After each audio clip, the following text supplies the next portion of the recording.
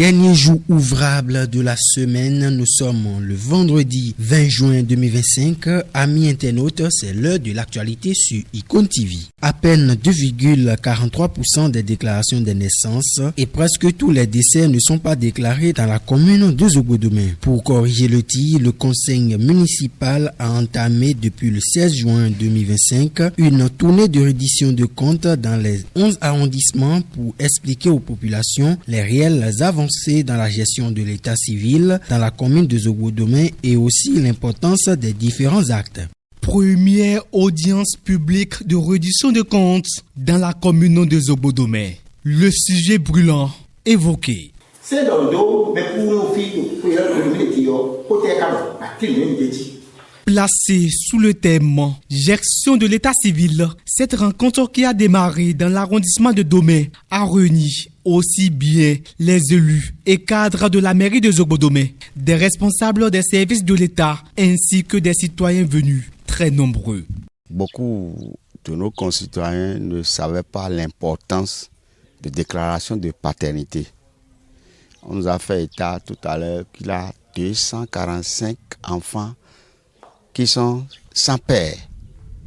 Nous avons pris la résolution maintenant, surtout avec l'explication d'aller maintenant vers les SA ou la mairie, précisément l'état civil, pour aller faire la déclaration de paternité, pour pouvoir laisser à ces enfants l'acte de naissance.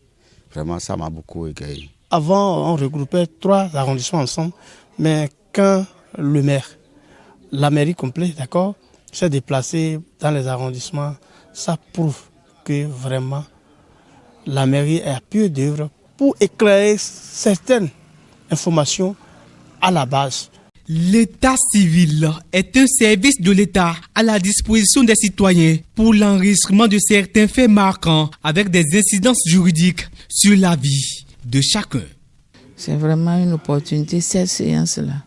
Je pense qu'avec ça, on va corriger beaucoup de choses, surtout par exemple la déclaration des décès. La population ne sait pas que c'est nécessaire, alors que pour faire des appuis à des ménages vulnérables, nous avons besoin de connaître tout ça. Informer les populations sur les actions du conseil communal, recueillir leurs préoccupations tout en recensant à chaque étape de Domé à Koussouba les recommandations afin de les mettre en œuvre pour la correction des dysfonctionnements constatés sur le terrain. Tels sont les objectifs de ces séances. Les populations ont confié une mission aux élus locaux, qui sont les maires, les conseillers communaux, les conseillers locaux, et pour une période donnée par rapport à leurs préoccupations.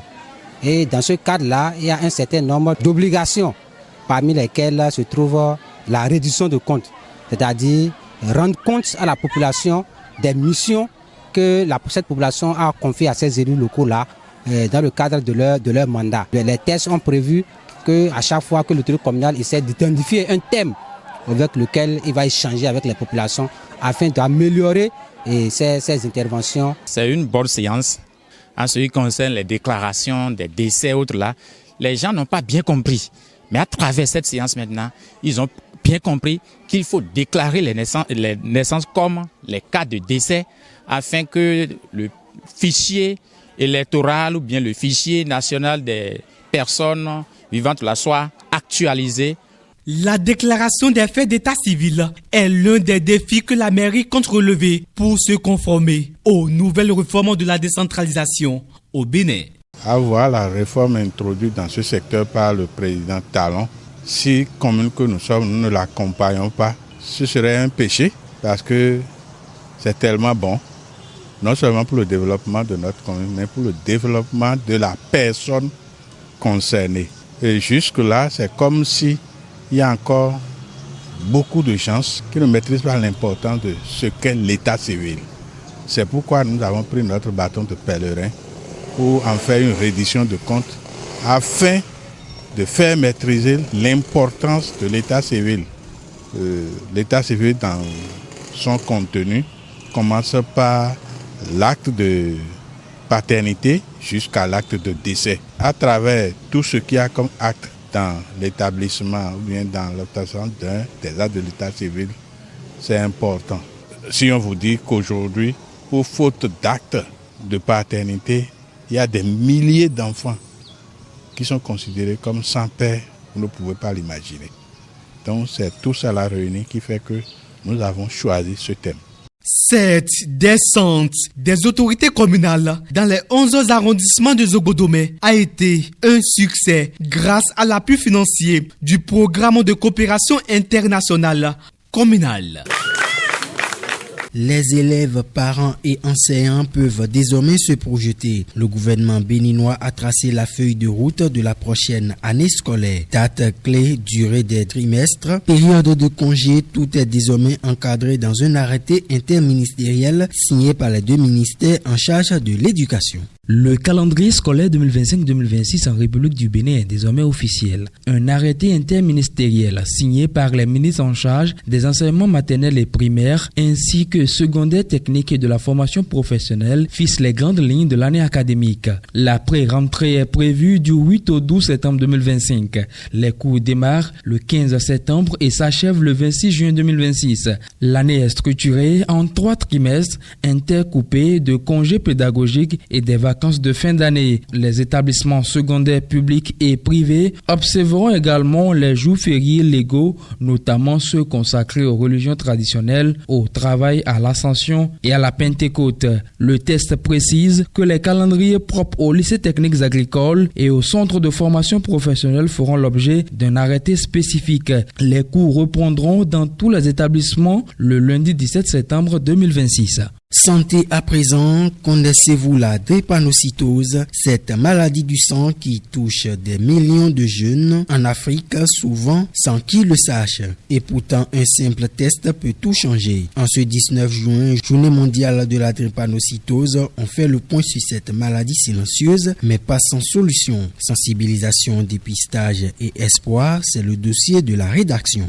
La drépanocytose, aussi appelée anémie falciforme, est une maladie génétique héréditaire du sang. Elle affecte l'hémoglobine, cette protéine qui transporte l'oxygène dans le corps. Chez les personnes atteintes, les globules rouges prennent une forme de fossile, rigide et fragile, ce qui entraîne des douleurs intenses, des infections répétées, une grande fatigue et parfois des complications graves. Particulièrement répandue en Afrique subsaharienne, la drépanocytose est aujourd'hui l'une des maladies génétiques les plus fréquentes dans le monde. Et pourtant, elle reste trop souvent méconnue, mal dépistée et mal prise en charge. En cette journée mondiale de la drépanocytose, les autorités sanitaires et les personnes de santé rappellent l'importance du dépistage précoce.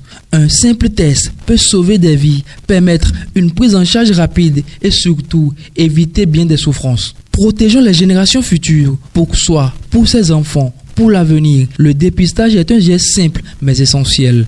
Informez-vous et faites-vous dépister. Hors de nos frontières, au Rwanda, la figure de l'opposition Victoire Ingabire a été arrêtée ce jeudi 19 juin. Les autorités l'accusent d'avoir pris part à un complot présumé contre l'État. Une arrestation controversée qui intervient alors qu'elle approchait de la fin de sa peine et venait d'échouer à faire lever l'interdiction de se présenter aux élections. Victoire Ingabire, principale opposante à Paul Kagame, a été arrêtée jeudi 19 juin à Kigali. Elle est soupçonnée d'avoir joué un rôle dans une affaire de complot datant de 2021 visant à renverser le régime. Selon les autorités, elle aurait participé à des réunions avec des proches inspirés d'un ouvrage militant serbe. L'opposante nie toute implication et dénonce des accusations politiques. Son arrestation survient alors qu'elle s'approchait de la fin de sa peine initiale. Condamnée en 2013 à 15 ans de prison pour conspiration et minimisation du génocide, elle avait été graciée en 2018 mais restait interdite de candidature. En mars 2024, la justice a confirmé cette interdiction, l'écartant de la présidentielle à venir. Pour ses avocats, cette nouvelle arrestation vise à l'écarter définitivement de la scène politique. En sport, pour finir, le tirage au sort de la Coupe UFOAB U20 Ghana 2025 s'est tenu ce jeudi 19 juin 2025 au siège de la CAF zone OSB à Abidjan. Les 7 nations participantes connaissent désormais leur adversaire. La compétition aura lieu du 10 au 23 juillet 2025 au Ghana. Le Bénin hérite du groupe A aux côtés du Ghana, pays hôte, et du Nigeria, deux géants du football ouest-africain.